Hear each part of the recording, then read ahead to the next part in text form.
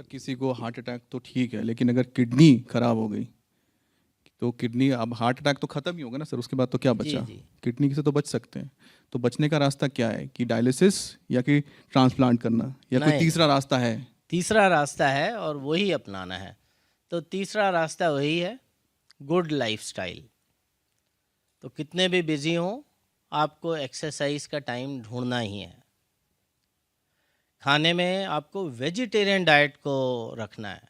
अगर आप non veg के शौकीन हैं तो ऑल्टरनेट डे आप एक मील में थोड़ा पोर्शन नॉन वेज फूड का खा सकते हैं। ऐसा नहीं है कि बिल्कुल वर्जित है कि आप खाएंगे और किडनी फेल हो जाएगी, तो वो बात नहीं है। But preferably vegetarian diet. ज़्यादा आप कलर्ड फ्रूट्स खाएं।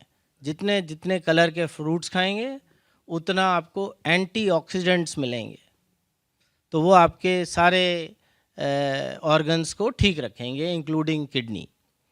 तो vegetarian diet, fruits in your diet, whole grains.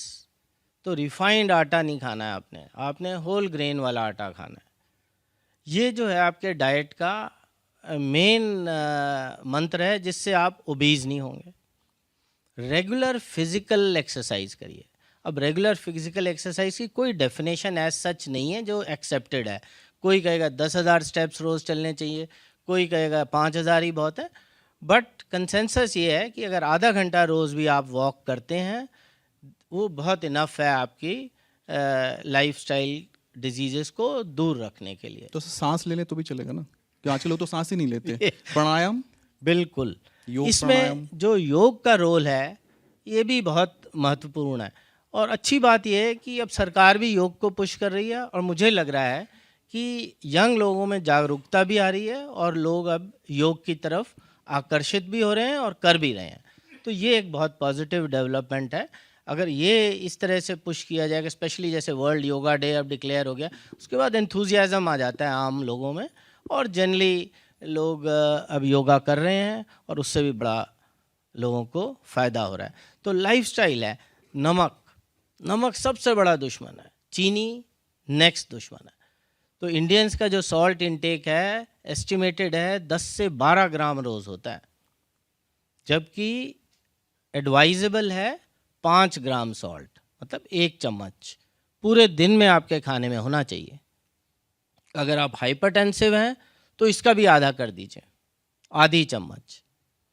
Salt बड़ा ख़राब आपके लिए है, स्पेशली हाइपरटेंशन के लिए, और इनडायरेक्टली क्योंकि हाइपरटेंशन किडनी को नुकसान पहुंचाता है, तो किडनी के लिए। सेम शुगर है।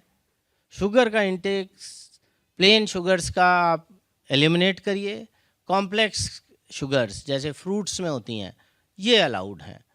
तो उससे आपको ना ओबेसिटी होगी, और अगर डायबिटिक हैं तो आपका डायबिटिक कंट्रोल अच्छा रहेगा। और बहुत स्टडीज़ हैं अवेलेबल जो ये कहती हैं कि HbA1c जो है, अगर आप 7 के नीचे रखें तो आपको 50% कम चांस है कि आपकी किडनी कभी भी खराब होगी। आपने सर 2 दुश्मन बता दिए ना, चीनी और नमक। नमक, कुछ और दुश्मन बता दीजिए, दुश्मन की पहचान होनी चाहिए ना। बिल्कुल बिल्कुल। दुश्मन में एक और है, लेस लिक्विड इनटेक। तो अब एडिक्वेट लिक्विड का क्या मतलब है? एडिक्वेट वाटर कितना होता है? तो एडिक्वेट वाटर उतना होता है जिसमें आपको एटलीस्ट 2 लीटर यूरिन रोज़ आए। एवरेज आदमी के लिए, जैसे हम लोग हैं या आप लोग ऑफिस में काम करते हैं, फील्ड्स में खेत में नहीं काम करते हैं या मजदूरी नहीं कर रहे हैं, तो 2.5 से 3 लीटर अगर आपका पानी का इंटेक पर डे है तो आपको एडिक्वेट यूरिन आएगा। एडिक्वेट यूरिन आने से जो शरीर के वेस्ट प्रोडक्ट्स हैं वो बड़े आसानी से निकल जाएंगे और किडनी को कोई लोड नहीं पड़ेगा। इसके विपरीत दूसरी व्यू है, दूसरी व्यू जो आजकल प्रचलन में भी है कि सुबह उठो और 2 लीटर पानी पी लो खाली पेट। ये किडनी के ऊपर लोड है। यही 2.5-3 लीटर आपने पूरे दिन में डिस्ट्रीब्यूट करके पीना है पानी को, तो वो आपकी किडनी के लिए हेल्दी रहेगा।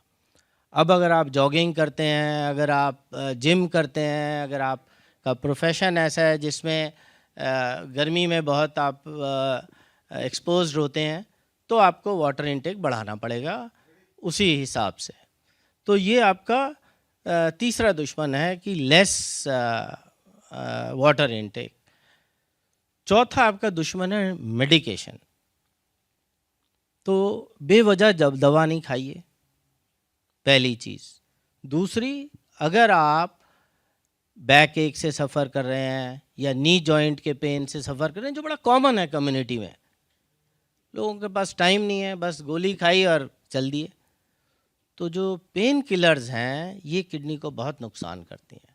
तो indiscriminate use of pain killers, तो जहाँ मल्हम से काम चले, जहाँ एक्सरसाइज से काम चले, जहाँ फिजियोथेरेपी से काम चले, वहाँ इन चीज़ों से काम चलाइए, दर्द की गोली ना खाइए।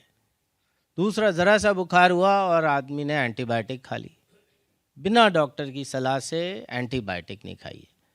तो ये नेक्स्ट आपका दुश्मन है। लास्ट दुश्मन है आपकी फैमिली हिस्ट्री, जेनेटिक्स, जो आप बदल नहीं सकते।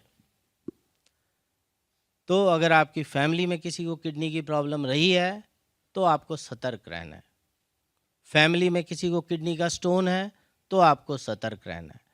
तो आपको एक्स्ट्रा एफर्ट करना है कि मुझे गुड लाइफस्टाइल लीड करना है, मुझे डायबिटीज़ ना हो, मुझे हाई ब्लड प्रेशर ना हो और मैं स्वस्थ रहूं। दुश्मन तो गिनाती है, तो फिर दोस्त भी तो होना चाहिए कोई। जिस तरह से दुश्मन है बस उसी का उल्टा दोस्त है आपका।